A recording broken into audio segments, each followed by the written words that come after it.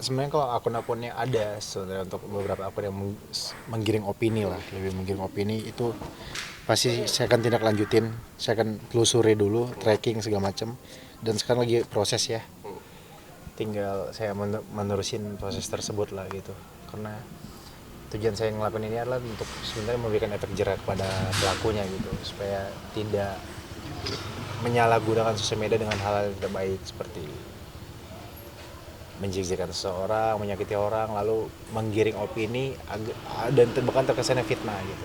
Udah dengar belum sih Kak, ada mau dilanjutin ke laporin nggak? Kayak boneka gimana? Iya, kata BBL tuh mukanya aneh gitu. Kayak boneka kan? Kayak dan maaf itu kayak tuyul katanya gitu, netizen ngomong kayak gitu. Itu viral di sosmed. Kalau kayak boneka, mau dilaporin juga kalau kayak boneka nanti mungkin anak saya akan cover lagu KKI, aku bukan boneka. Belakangan ini juga kan lagi rame nih, banyak juga netizen selain yang mendukung juga ada netizen juga yang mungkin kurang mendukung gitu Om, maksudnya lebih menjudge atau ngata-ngatain Abang El Om. Mungkin Om sendiri nih sebagai kakeknya Om, gimana sih Om? Hidup di dunia ya seperti itu. Kadang di dunia yang orang-orang tidak terjun di dunia internet pun kehidupan kita lepas dari orang-orang yang intinya yang tidak menyuka itu kan hanya ya kan hati kita seluas samudra. Kita berdoa kepada Allah supaya diberikan hati yang luas. Maka orang-orang yang iri, orang yang body atau itu hanya kecil saja mereka sudah terbang, dan itu menjadi hambatan kita untuk bersyukur kepada Allah. Jadi kita anggap mereka adalah tetap saudara kita. Perlindungan kepada Allah, kita tidak perlu membalas perlakuan mereka dengan perbuatan yang sama. Kita hanya mendoakan supaya orang-orang masih kira belum dari Allah, semoga Allah memberi hidup pada mereka. Kita akan menyatakan perbuatan mereka itu sebenarnya tidak baik, tidak benar. Di keluarga kita sendiri, kita tanamkan jangan balas kejahatan dengan perbuatan yang sama. Tak menjadi orang baik walaupun orang perlakukan kita tidak baik. Oke, terima kasih para kumpulan ibu-ibu sudah mampir.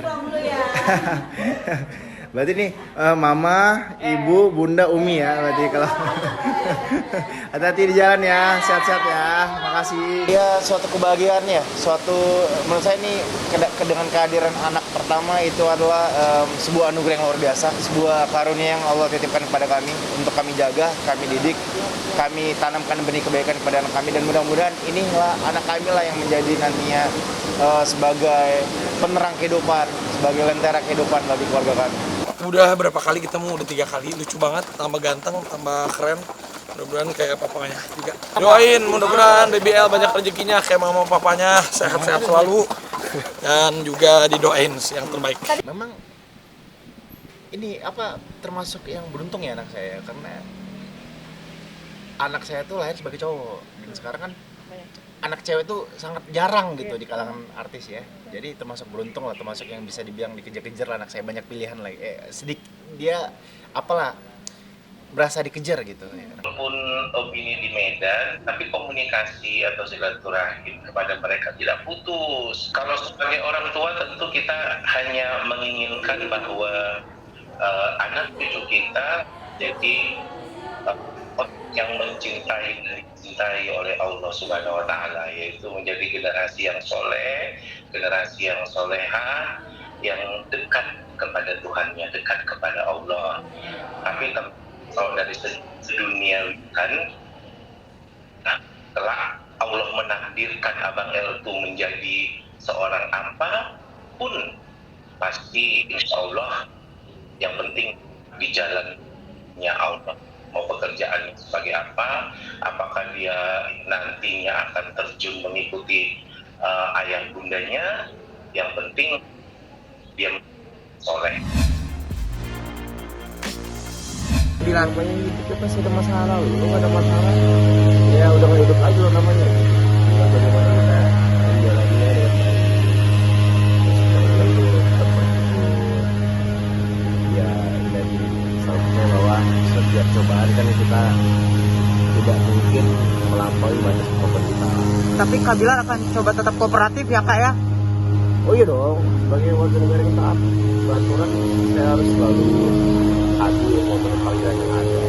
Kalau misalnya memang pihak yang mewajibkan untuk keterangan dari saya, pasti saya akan memberikan keterangan jelas tanpa kurang atau tanpa dilebihkan. Oh iya. Itu aja ya. Makasih ya Kak Bilar. Iya. Selamat menjalankan puasa ya. Oke, siap-siap.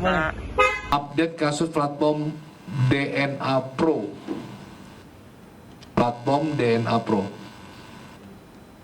Pada platform ini, modus yang digunakan berupa memasarkan dan menjual aplikasi robot trading DNA Pro dengan sistem penjualan langsung yang menerapkan skema piramida. Dalam hal ini penyidik telah melakukan pemeriksaan terhadap 12 orang, yaitu 11 saksi pelapor. Di antaranya adalah RS, RBK, RK, JG, SR, DN, HW, ES, SA, YN, YH, WN, dan 1 orang saksi ahli perdagangan yang ditunjuk oleh Kementerian Perdagangan. Yang DNA Pro pasti akan diperiksa. Semua yang terkait dengan persoalan ini pasti akan dimintai keterangan. Kalau sudah tahap ke penyidikan pasti akan dilakukan pemeriksaan.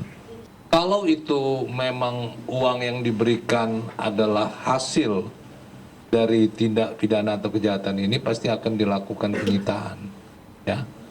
Jadi bukan masalah ini, semua uang, semua aset yang berasal dari tindak pidana itu akan dilakukan penyitaan sebagai barang bukti.